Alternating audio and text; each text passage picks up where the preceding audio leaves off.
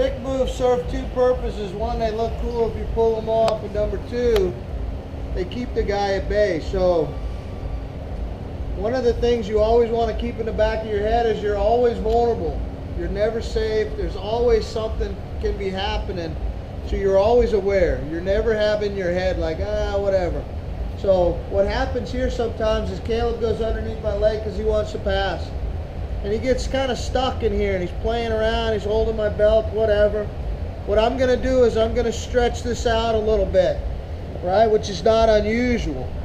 And Caleb's trying to follow me over here. I'm gonna stick my leg now underneath his body somewhere over there.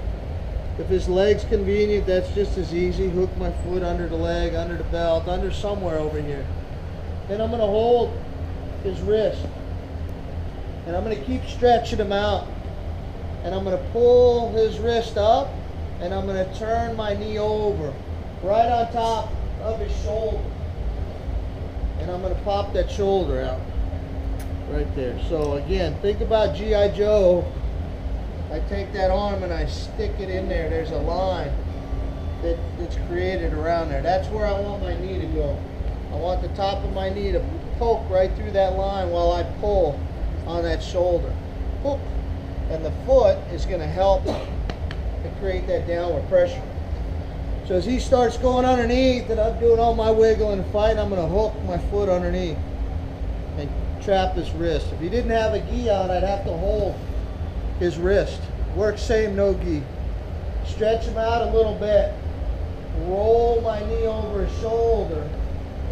Stretch it out as I pull here.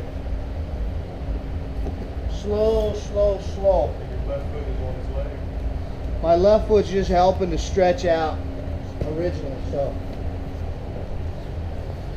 when he's going underneath, usually it's going to the hip. That's where we're playing anyway, trying to get the feet to the hip.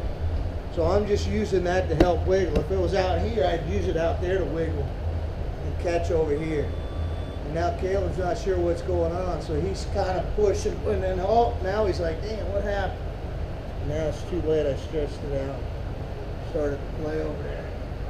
So, like I said, this is kind of a tricky move. The guy on the bottom, once he feels it a couple times, it'll slow down that pass a lot.